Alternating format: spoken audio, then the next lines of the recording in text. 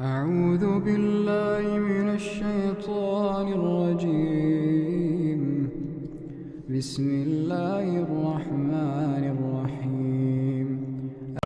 لا إله إلا الله وحده لا شريك له وأشهد أن محمدا عبده ورسوله. يا أيها الذين آمنوا اتقوا الله حق تقاته ولا تموتن إلا وأنتم مسلمون. يا أيها الناس اتقوا ربكم الذي خلقكم من نفس واحدة وخلق منها زوجها وبث منهما رجالا كثيرا ونساء واتقوا الله الذي تساءلون به والأرحام إن الله كان عليكم رقيبا.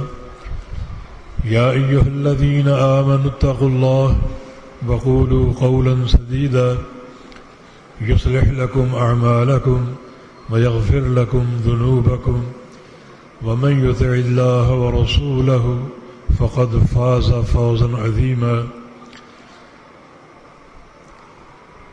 أما بعد فإن أصدق الكلام كلام الله وأحسن الهدي هدي محمد صلى الله تعالى عليه وسلم وشر الأمور محدثاتها وكل محدثة بدعة وكل بدعة ضلالة وكل ضلالة في النار. من يطع الله ورسوله فقد رشد واهتدى ومن يعص الله ورسوله فقد ضل وغوى. اللهم صل على محمد وعلى آل محمد كما صليت على إبراهيم وعلى آل إبراهيم إنك حميد مجيد.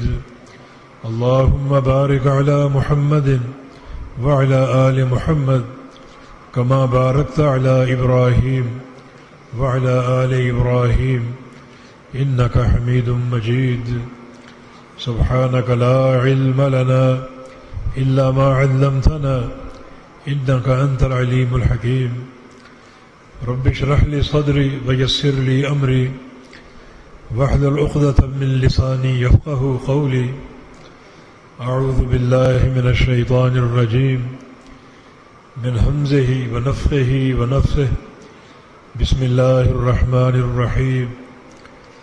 إن الذين آمنوا وعملوا الصالحات كانت لهم جنات الفردوس نزلا خالدين فيها لا يبغون عنها حولا. وقال رسول الله صلى الله تعالى عليه وسلم احفظ الله يحفظك احفظ الله تجده تجاهك أو كما قال صلى الله عليه وسلم.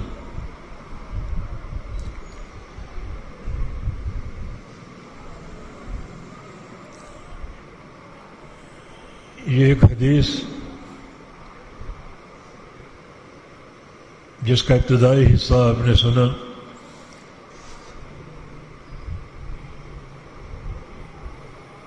یہ رسول کریم صلی اللہ علیہ وسلم کی ایک وصیت ہے جو آپ نے اپنے چچا زاد بھائی عبداللہ بن عباس سے فرمائی تھی. ایک ہی سواری پر سوار تھے اور چونکہ عبداللہ بن عباس رضی اللہ عنہما طلب علم کے بڑے حریص تھے تو آپ صلی اللہ علیہ وسلم نے انہیں بطور نصیحت کچھ باتیں ارشاد فرمائیں. احفظ اللہ یحفظک، تم اللہ تعالیٰ کے دین کی اور اس کی حدود کی حفاظت کرو،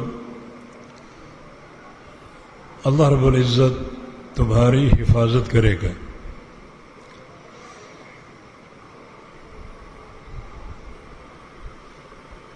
یعنی یہ ایک معاہدہ ہے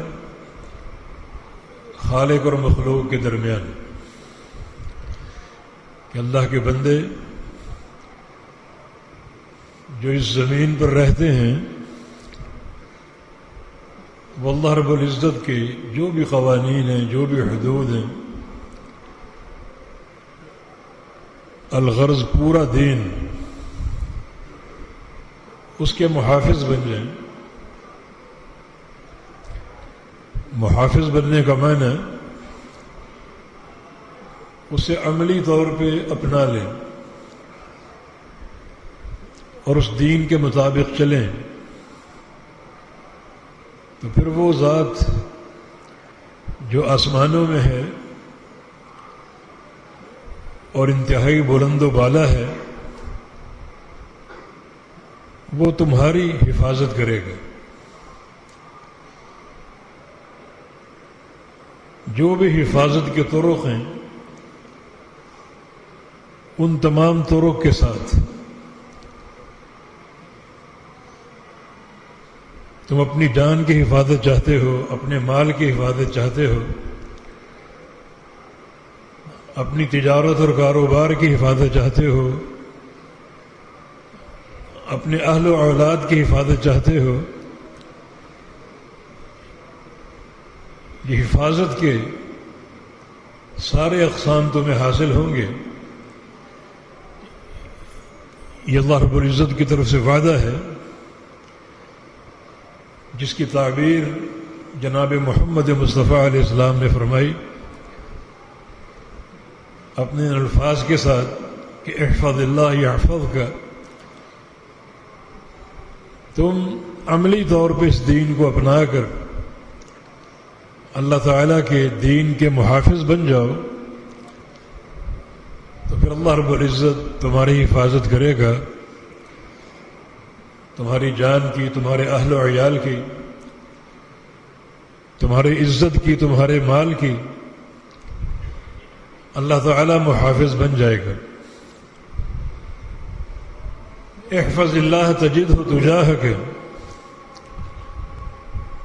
تم اللہ رب العزت کے دین کی حفاظت کرو، ہمیشہ اللہ تعالیٰ کو سامنے پاؤ گے.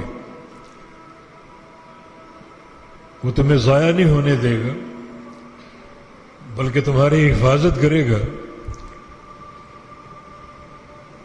اور اگر دین پر چلنے کے باوجود تم کسی تکلیف سے دوچار ہوتے ہو، تمہیں کوئی صدمہ لاحق ہوتا ہے، تو یہ اس رب تعالیٰ کی طرف سے جو بڑی حکمتوں والا ہے ایک آزمائش اور امتحان متصور ہوگا، جس میں صبر کی صورت میں درجات اور بلند ہوں گے اور اللہ کی رضا بڑھ چڑھ کر حاصل ہوگی. اجر و ثواب کے خزانے اضعاف مضاعفہ تمہیں دستیاب ہوں گے. یہ پھر افضلیت کا ایک اور معیار ہے جو تمہیں حاصل ہوگا.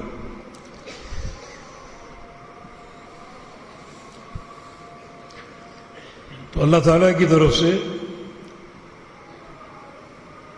بندوں کی حفاظت کا یہ انتہائی جامع پروگرام بندوں کو دیا گیا کہ بس تمہارا کام اللہ تعالیٰ کے دین کی پابندی اور اس دین کو عملاً اپنا کر دین کی حفاظت کرنا ہے. اور اللہ رب العزت تمہاری حفاظت کا وعدہ فرماتا ہے، اور اس سے بڑھ کر سچا وعدہ کس کا ہو سکتا ہے. تو ہماری تمام تر عافیت، تمام تر خیریت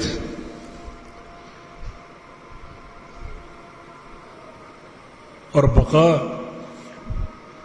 مال و جان کی حفاظت اس دین کے ساتھ وفاداری کے ساتھ مشروط ہے کہ ہم تمام تر توانائی اور صلاحیتوں کے ساتھ دین کو اپنا لیں اور اللہ اس کے رسول کے اس عطا کردہ نظام سے پوری وفاداری اختیار کر لیں تو یقیناً یہ ہم سب کی حفاظت کا بڑا جامع پروگرام ہے۔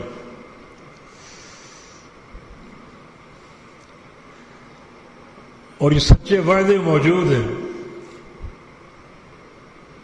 ہماری حفاظت کے، اور اللہ رب العزت اپنے وعدے پورے فرماتا ہے، اور حفاظت کا یہ وعدہ دنیا اور آخرت دونوں جہانوں کے لیے ہے۔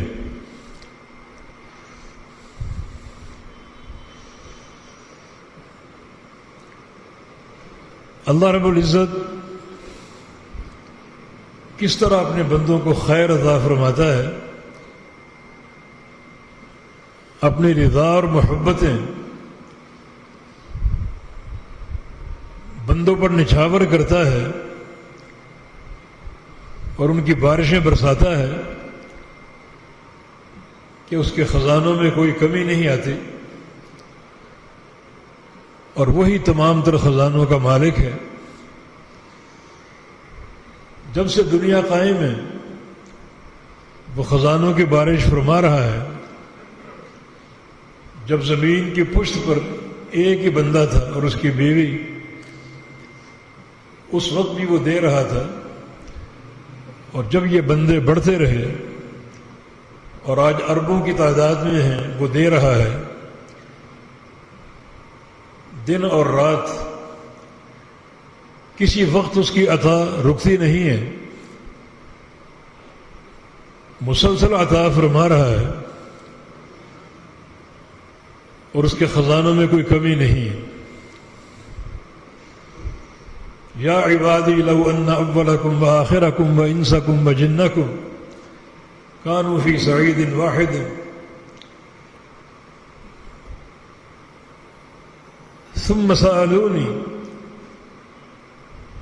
فأعطي كل واحد مسألته ما نقض ذلك مما عندي إلا ما ينقص المخيط من الماء إذا أدخل في البحر۔ کیا میرے بندو، اگر تمہارے تمام اگلے پچھلے لوگ، انسان بھی اور جن بھی، ایک میدان میں کھڑے ہو جائیں، جو لوگ مر چکے وہ زندہ ہو کر آ جائیں، اور جنہوں نے آگے پیدا ہونا ہے وہ آج ہی پیدا ہو کر آ جائیں، مرد بھی، عورتیں بھی، جن بھی اور انسان بھی، اور سب کے سب ایک ہی وقت میں ایک ہی زبان سے مجھ سے مانگنا شروع کر دیں، جو چاہے مانگے۔ نہ یہاں باری کا سسٹم ہے اور نہ کسی قسم کی پابندی ہے، نہ کسی زبان کی کوئی حد بندی ہے۔ جو آپ کی زبان اس زبان میں مانگے، جو چاہے مانگے اور جب چاہے مانگے، آن واحد میں سب مانگے، اسی آن واحد میں سب کو عطا کر دوں۔ جو بھی ان کا سوال ہو تو سب کو دینے کے بعد میرے خزانوں میں اتنی کمی بھی نہیں آئے گی جیسے ایک سوئی سمندر میں ڈبو کر نکال لی جائے۔ کتنا پانی کم ہوگا تو کمی نظر آئے گی، اتنی کمی میرے خزانوں میں نہیں آئے گی۔ وہ تمام تر خزانوں کا مالک ہے، اسی کے ہاتھ میں ساری عطا ہے۔ بندے سوال کریں تو وہ راضی ہوتا ہے، اور سوال نہ کریں تو وہ ناراض ہوتا ہے، اور اللہ کو چھوڑ کر کسی اور سے سوال کریں تو ایسا ناراض ہوگا کہ اس بندے کو ابد الآباد کے لیے جہنم میں ڈال دے گا۔ کوئی خروج نہیں، ہمیشہ اس آگ میں جلتا رہے گا کہ تو نے مجھے چھوڑ کر کسی اور سے کیوں مانگا، کسی مردہ سے اپنی حاجات طلب کیوں کی۔ ایسا ناراض ہوگا کہ ہمیشہ کے لیے جہنم میں جھونک دے گا، کبھی اس کے لیے راحت نہیں ہے۔ جب اس نے ہر طرح کی حفاظت کا ذمہ لیا ہے تو پھر اس کا تقاضا یہی ہے کہ ہم اس کی توحید کے محافظ بن جائیں، اس کے دین کے محافظ بن جائیں۔ جو بھی اس کی طرف سے فرائض اور واجبات ہیں ان کے محافظ بن جائیں اور یہ طے کر لیں دل و جان کی گہرائیوں کے ساتھ کہ اگر ان کی حفاظت کریں گے اللہ کے دین کی تو اللہ رب العزت ہماری حفاظت کرے گا.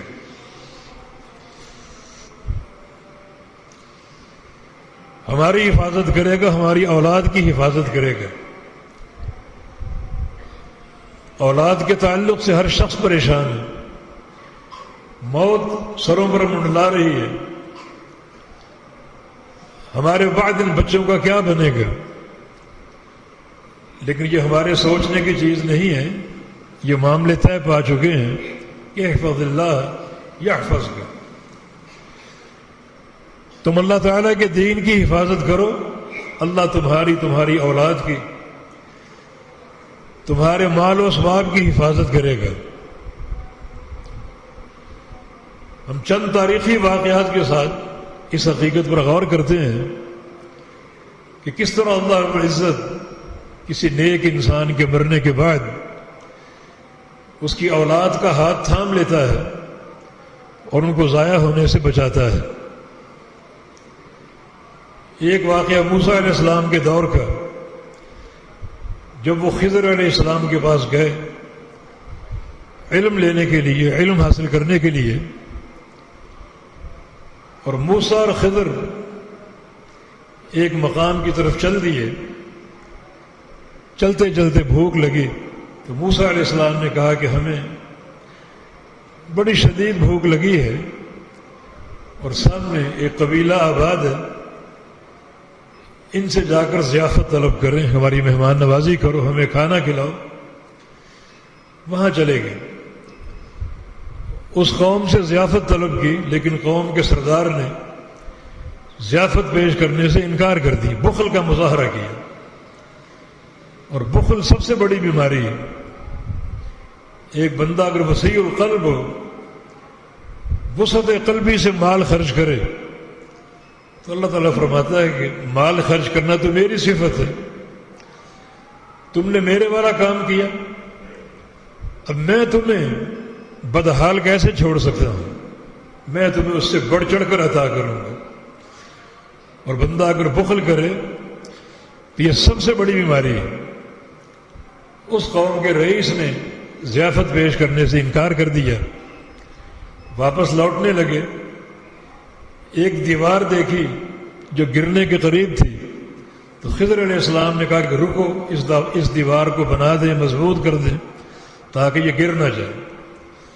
دیوار بنا دی، اس کو مضبوطی سے کھڑا کر دیا. تو موسیٰ علیہ السلام نے کہا کہ اب تو ہم نے اس قوم کی مزدوری کی ہے، اس قبیلے کا ایک کام ہم نے سنوارا ہے، ان کی گرتی دیوار کو سہارا دیا ہے، بنا دیا ہے مضبوطی کے ساتھ، اب تو ضیافت ہمارا حق ہے. تو خضر علیہ السلام نے موسیٰ علیہ السلام سے کہا کہ آپ اس دیوار کی حقیقت کو نہیں جانتے، آپ چلیں. اور آپ نے یہ سوال کیوں کیا جبکہ ہمارا ایک ایگریمنٹ تھا کہ جو کام بھی میں کروں تم نے اس کو صبر سے دیکھنا، کوئی سوال نہیں کرنا. تم نے سوال کیوں کیا؟ چنانچہ یہی چیز ان کے فراق کا باعث بن گئی. اور پھر خضر علیہ السلام نے اس دیوار کی حقیقت کی خبر دی کہ اما الجدار فکان لغلامین یتیمین فی المدینہ، یہ دیوار اس شہر کے 2 یتیم بچوں کی دیوار ہے. وکان تحتہ کنز لہما، اور اس دیوار کے نیچے ان کا خزانہ دفن ہے. وہ بچے وہاں موجود بھی نہیں تھے، کسی اور شہر میں آباد تھے، ان کا خزانہ دفن ہے. اگر یہ دیوار گر جاتی، خزانہ کھل جاتا تو لٹیرے لوٹ لیتے، بچوں کا مال تلف ہو جاتا، ضائع ہو جاتا. فاراد ربک، تیرے رب کا ارادہ، تیرے رب کا فیصلہ، تیرے رب کی پلاننگ کہ یہ دیوار محفوظ رہے، اس وقت تک کھڑی رہے جب تک یہ بچے جوان نہ ہو جائیں، ان کی کلائیاں مضبوط ہو جائیں اور اپنی مال کی حفاظت کے قابل ہو جائیں۔ یہ تیرے رب کا ارادہ، تبھی یہ دیوار اللہ کے امر سے مضبوط کر دی گئی۔ اب یہ بچوں کے جوان ہونے تک قائم رہے گی اور ان کا مال محفوظ رہے گا۔ ایسا کیوں ہوا؟ یہ اللہ کا امر کیوں ملا؟ یہ دیوار مضبوط کیوں کی گئی؟ ان یتیم بچوں کے مال کی حفاظت کیوں کی گئی؟ اس کے پیچھے ایک ہی اساسی نقطہ تھا، وَكَانَ أَبُوهُمَا صَالِحًا، کہ ان کا باپ نیک تھا، نیکوکار تھا، صالح تھا، صاحب عقیدہ تھا، موحد تھا، اللہ تعالیٰ کے دین کا محافظ تھا۔ دنیا سے چلا گیا اور یتیم بچے چھوڑ گیا۔ اللہ رب العزت ان بچوں کا کفیل بنا، جو اس کی حفاظت کا وعدہ وہ اللہ نے پورا کیا۔ اب یہ دیوار اس وقت تک قائم رہے گی جب تک یہ جوان ہو کر اپنا خزانہ نکال نہ لیں اور اپنے مال کی حفاظت کے قابل نہ ہو جائیں۔ یہ قصہ جو قرآن نے بیان کیا بڑی زبردست دلیل ہے کہ ایک شخص اگر اللہ کے دین کا محافظ ہو، اللہ کے دین کا پابند ہو، اللہ اس شخص کی حفاظت کرتا ہے اور اس کے جانے کے بعد اس کے مال و اسباب اور اس کی اولاد کی حفاظت بھی کرتا ہے۔ چنانچہ ان کے خزانے کو محفوظ رکھا گیا، اولاد کی حفاظت کی گئی، اور یہ خزانہ حاصل کرنے کے قابل ان کو بنایا گیا۔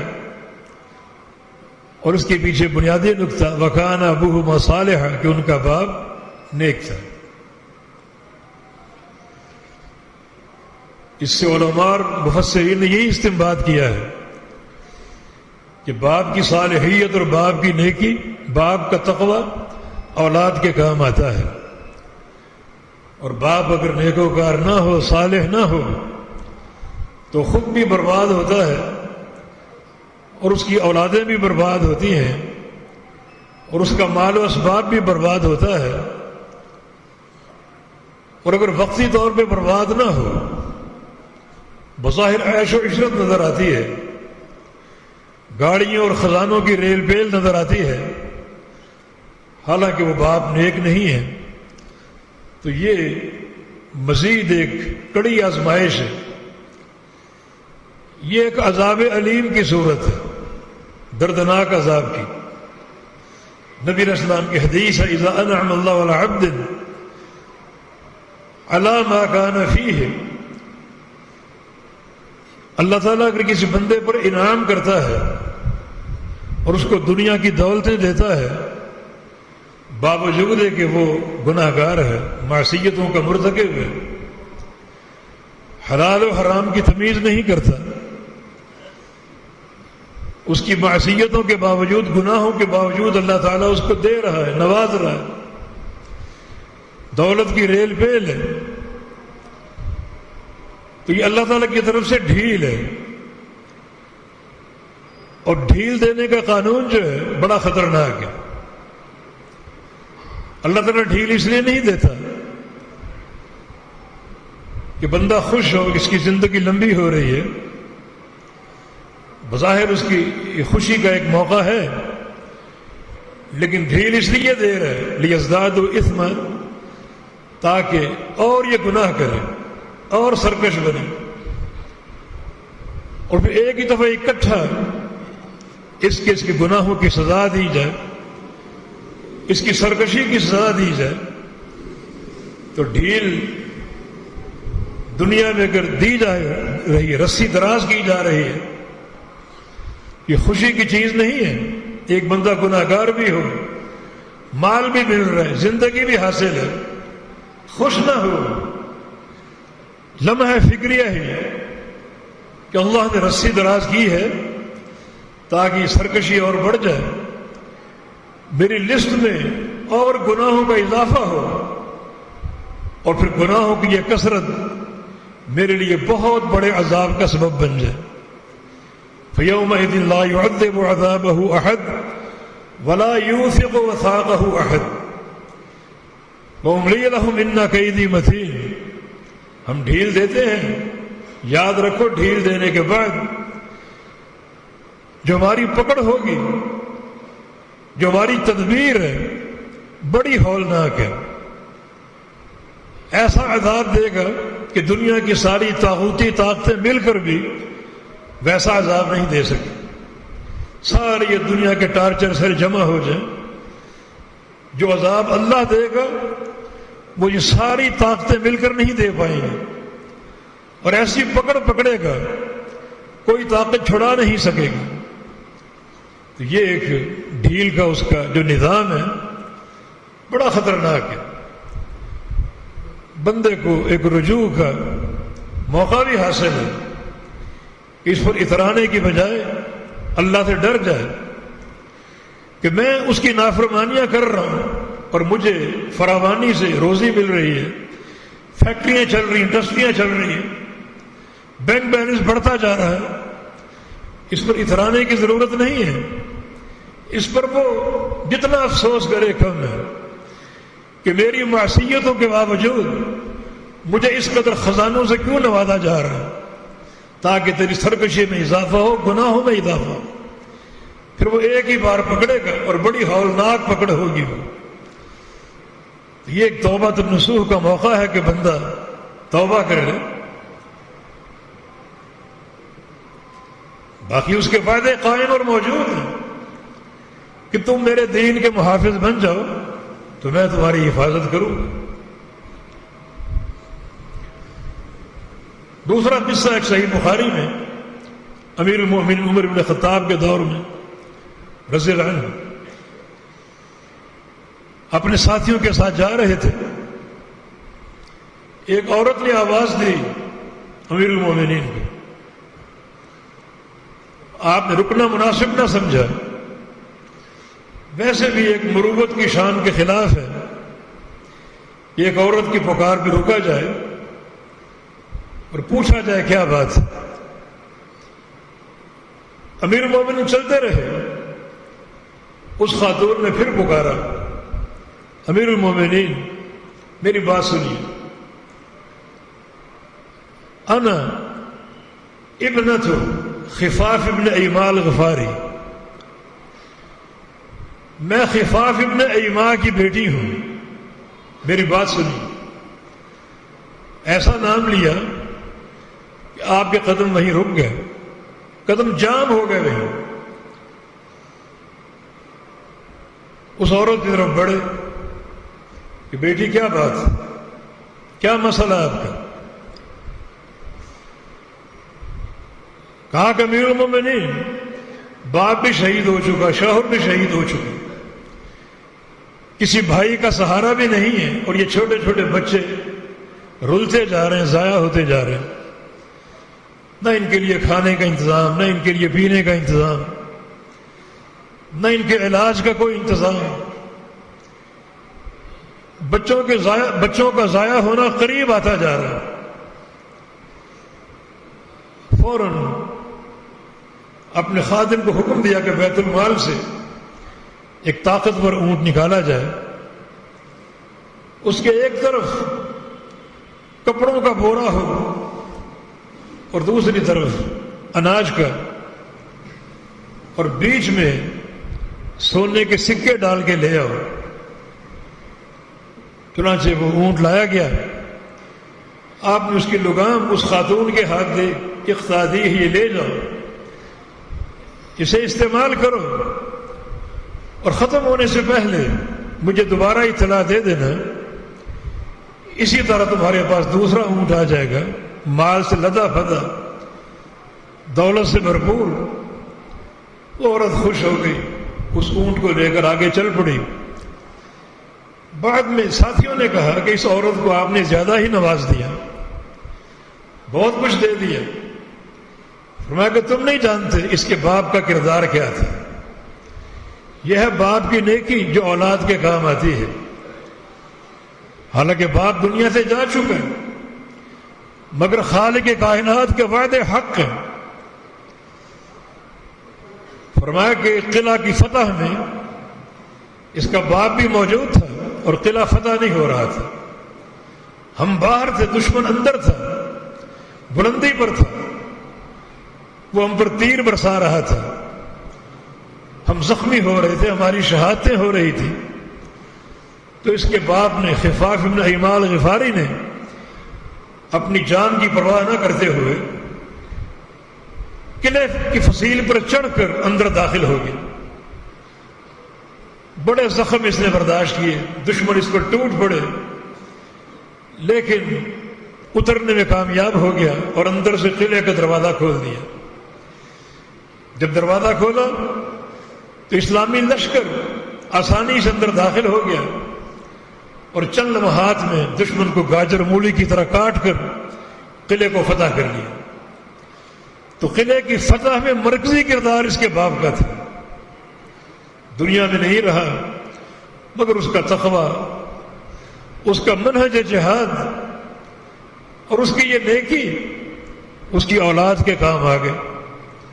اللہ تعالیٰ کے وعدے پر حق ہیں کہ بندہ اگر نیک اور صالح ہو ہم اس کی حفاظت کریں گے، اس کی اولاد کی حفاظت کریں گے، جان و مال کی حفاظت کریں گے، عزت و حشمت کی حفاظت کریں گے۔ چنانچہ یہ خاتون خوشحال کر دی گئی صرف اسی بنا پر کہ اس کا باپ نیک تھا، اس کا باپ ایک چوٹی کا مجاہد تھا اور اس کی ایک عظیم قربانی تاریخ کا حصہ ہے، اور اس قلعہ کی فتح میں اس کا نمایاں کردار تھا۔ تو اللہ تعالیٰ کے وعدے حق ہیں، احفظ اللہ یحفظک۔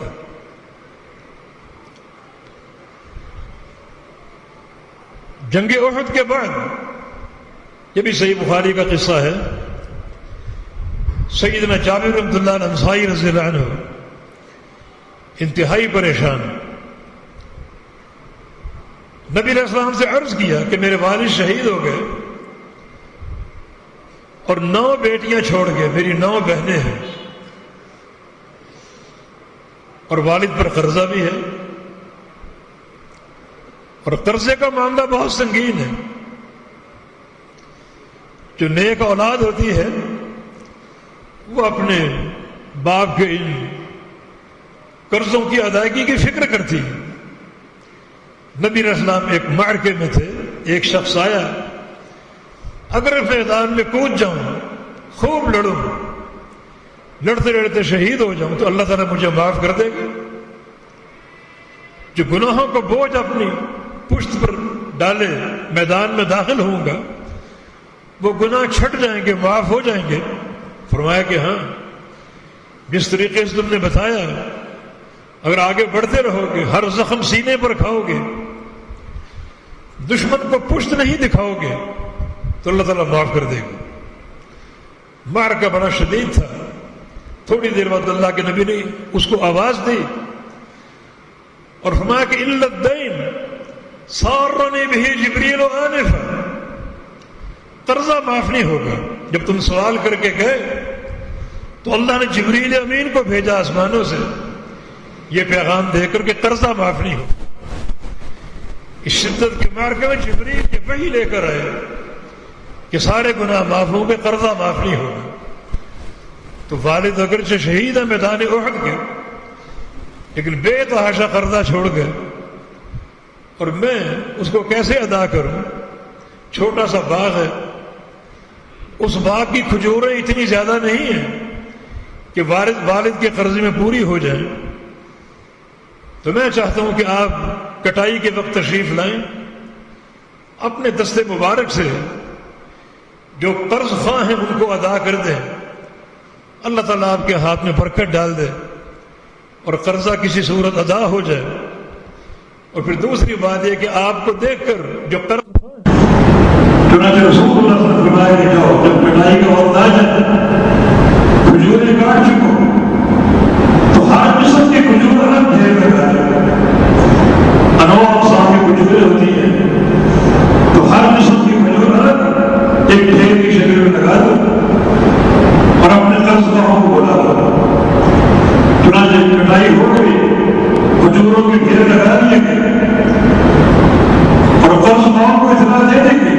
سارے جمع ہو گئے، جناب جابر کو ڈھونڈ رہے ہیں، اور نبی علیہ السلام تشریف لے آئے۔ نبی علیہ السلام کو دیکھ کر ان کا غصہ اور بڑھ گیا، وہ سمجھ گئے کہ اللہ کے نبی کو اس نے بلایا ہے، دعوت دی ہے تاکہ ان کی موجودگی میں ان کا احترام کرتے ہوئے ہم اس پر غصے کا اظہار نہ کر سکے، چنانچہ اور زیادہ گرم نگاہوں سے مجھے ڈھونڈ رہے ہیں۔ نبی علیہ السلام تشریف لے آئے، ان تمام ڈھیروں کو دیکھا اور سب سے بڑے ڈھیر پر بیٹھ گئے، فرمایا کہ اپنے جو قرضدار کو ایک ایک کر کے بڑھاؤ۔ چنانچہ ایک ایک کر کو بڑھایا گیا، تمہارا کتنا قرض ہے؟ اتنا قرض ہے۔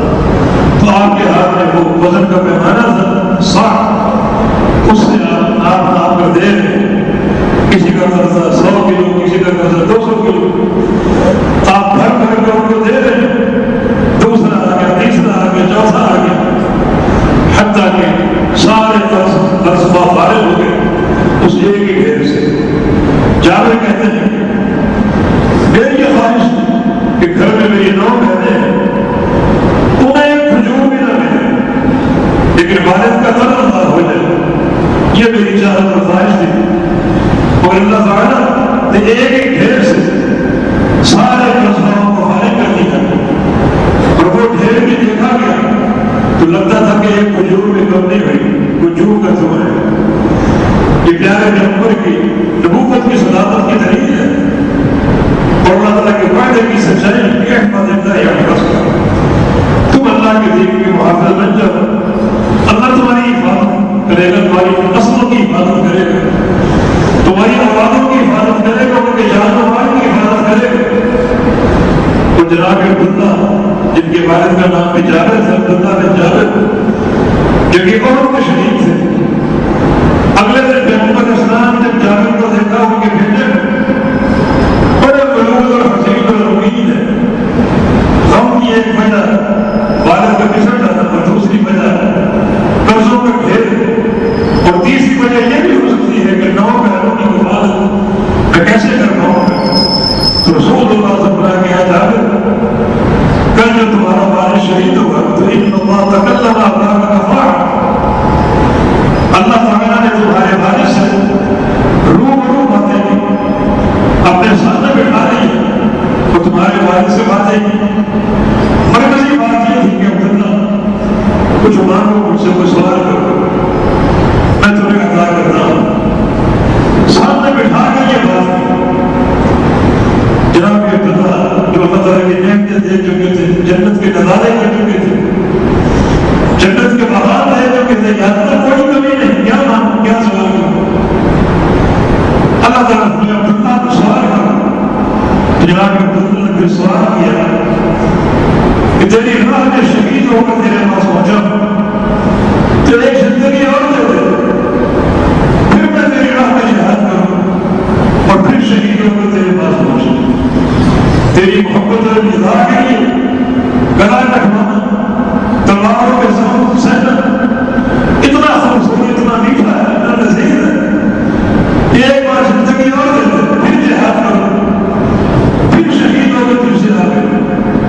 نبی علیہ السلام کی حدیث میں لفظ تو نہیں اختر فی سبیل اللہ ثم رحیل ثم اختر ثم رحیل ثم اختر، میری یہ چاہت ہے کہ اللہ کی راہ میں جہاد کرو، شہید ہو، پھر زندہ کیا جاؤ، پھر شہید ہو، پھر زندہ کیا جاؤ، پھر شہید۔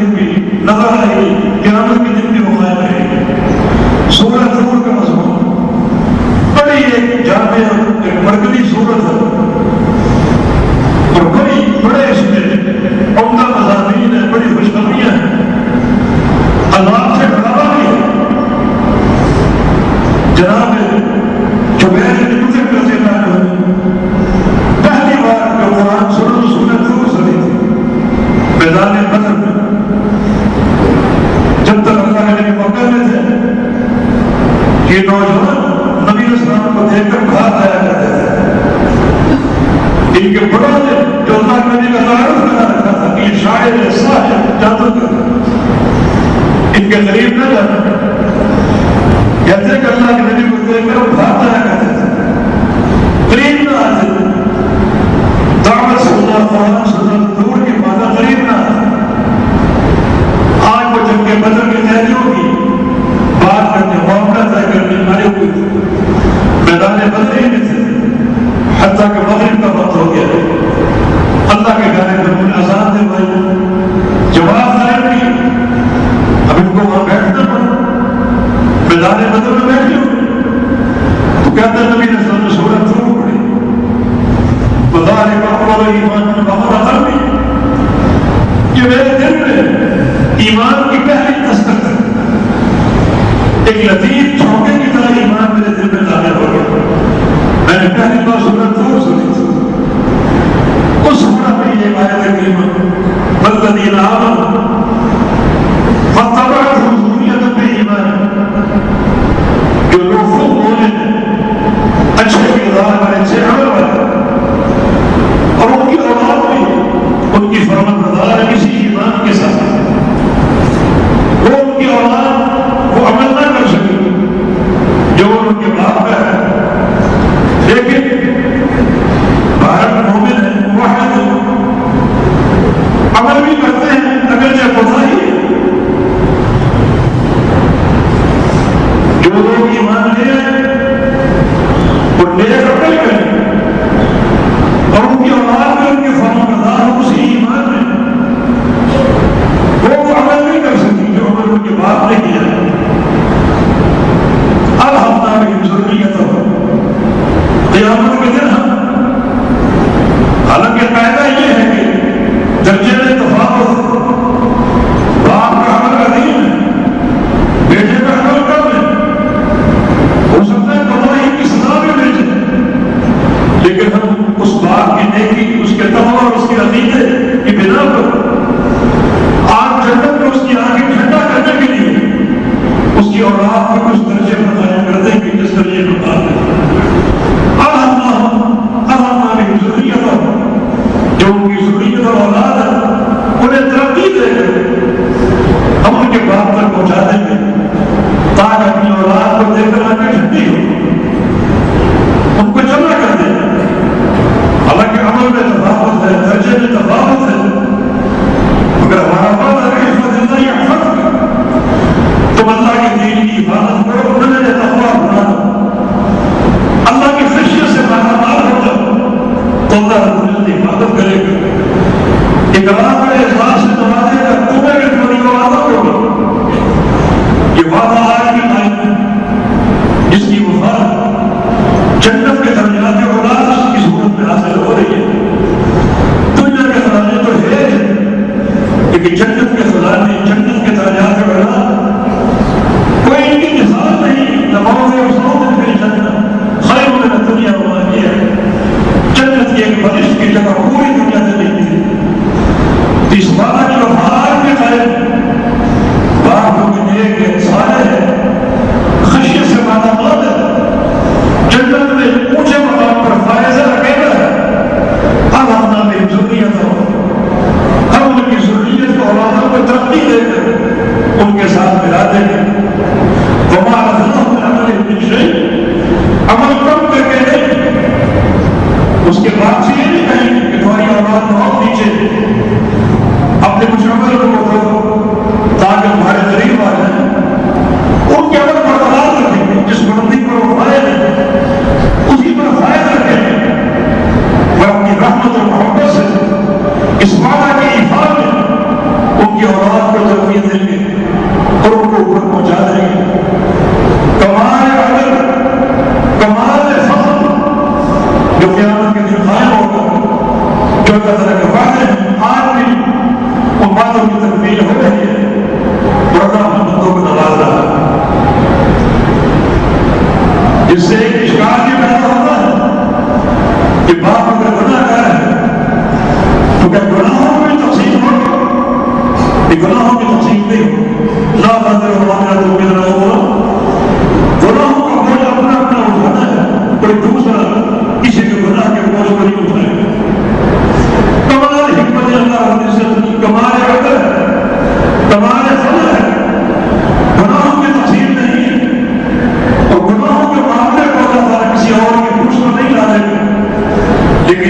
والد صالح ہیں ان کے بنا ہونا تعالیٰ بڑا فضل قائم کرے چنانچہ باپ کی نیکی باپ کا تقویٰ خشیت اولاد کے کام آ رہی ہے اور اللہ اولاد کے عمر میں ترقی پیدا کر کے اضافہ فرما کر ان کو اس مقام پر فائز کر دے گا جہاں ان کا والد موجود ہے باپ موجود ہے بڑا یہ ہے کہ باپ نیک تھا نیکی اس کے جانے کے بعد دنیا میں اس کی اولادوں کے کام آتی رہی اور آج قیامت کے دن بھی اولادوں کے کام آ رہی ہے کہ اللہ تعالیٰ ان کے درجات اور اولاد میں مزید اضافہ کر کے ان کو باپ کے مقام پر فائز کر دے گا اور باپ اور اولاد کو اکٹھا کر دے گا اس طرح ان کی آنکھیں ٹھنڈی ہوگی والد کی آنکھیں ٹھنڈی ہوگی اولاد کو دیکھ کے اولاد کی آنکھیں ٹھنڈی ہوگی والدین کو دیکھ کے یہ اس کے عدل اور اس کے احسان کی بظاہر اور اس کے وعدوں کی ترقی ہے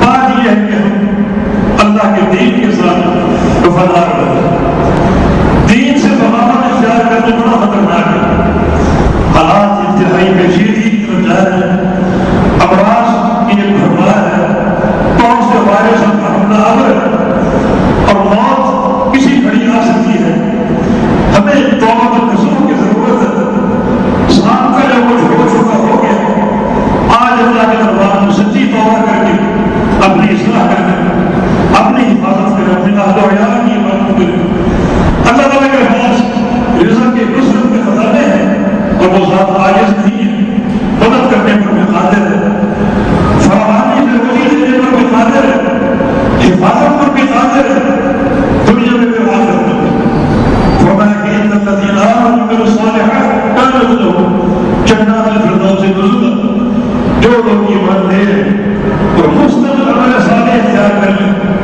تو ان کی مہمان نوازی جنات الفردوس میں ہوگی جنت الفردوس سب سے اعلیٰ جنت ہے سب سے اونچی جنت ہے جس کی چھت پر رحمان کا عرش ہوگا یہ جنت الفردوس ہے جس میں داخل ہونے میں سب سے اونچے ہوں گے سب سے بڑے اور اعلیٰ درجات پر فائر ہوں گے رحمان کا پڑوس ان کو حاصل ہوگا بڑی دائمی عیش و عشرت ہوگی روزانہ تو بڑھتی جائے گی ان کو چہروں کا نور حسن بڑھتا جائے گا بڑی ایک عجیب عیش و عشرت سے بھرپور زندگی ہوگی آج ایمان اور عمل صالح کی ضرورت ہے ایمان ہو سچا عقیدہ ہو توحید خالص ہو عمل صالح مستقل ادا ہو پورے اجتماع کے ساتھ تسلسل کے ساتھ اور بندہ اس پر قائم ہو جائے نیکی 2 سال کی نہیں ہوتی 2 سال مہینے 2 سال کی نہیں ہوتی فاعبد ربک حتی یأتیک الیقین اپنے رب کی عبادت کر موت بھی آئے تھے نیکی طاقت حیات ہے زندگی کی آخری سیڑھیوں تک نیکی ہے بندہ اگر قائم رہے تو رحمان کے وعدے موجود ہیں جنت الفردوس کے وعدے مال و اسباب کی حفاظت کے وعدے اولاد کی حفاظت کے وعدے انسان دنیا میں نہ رہے تو بھی اللہ تعالیٰ ان کے ہاتھوں کو تھام لیتا ہے ان کو ضائع ہونے سے بچاتا ہے تو یہ دین بہت زیادہ ہمارے لیے سعادت کا باعث ہے نجات کا باعث ہے خوشحالی کا باعث ہے دنیا اور آخرت کی سعادت کا باعث ہے اس مدے کو سمجھنے کی ضرورت ہے کامیابی اپنے ہاتھوں مت لیجیے کہ ہم جو اصول اپنائیں کامیابی کی تو وہ حاصل ہو جائیں گے اصول وضع ہو چکے ہیں اللہ کی شریعت میں اللہ اس کے رسول کے دین میں کتاب و سنت میں ایک حیات طیبہ کی ضمانت موجود ہے حیات طیبہ کے اصول موجود ہے حفاظت کے اصول موجود ہے اولاد اور مال و اسباب کی حفاظت کے اصول موجود ہے سب کی وضع ہو چکا ہے ہمارا کام کو پڑھنا سمجھنا اور ان کو بنانا ان کو عمل کرنا ہے نظام سارا وضع ہو چکا ہے اپنے ہاتھوں میں لینے کی بجائے اپنے آپ کو اللہ کے سپرد کریں یقیناً یہ سپرداری بڑی ایک عظیم نعمت ہے کثرت سے لا حول ولا قوت الا باللہ کا کردار کریں معنی کو سمجھ کر اس کا معنی یہ ہے جو بھی اچھائی ہے نیکی ہے مال ہے رزق ہے رزق کے خزانے ہیں آخرت کی کامیابی ہے اس کا حصول اللہ تعالیٰ کی توفیق کے بغیر ممکن نہیں ہے اور جو بھی شر ہے کوئی تکلیف ہے دنیا کی چھوٹی ہو یا بڑی ہو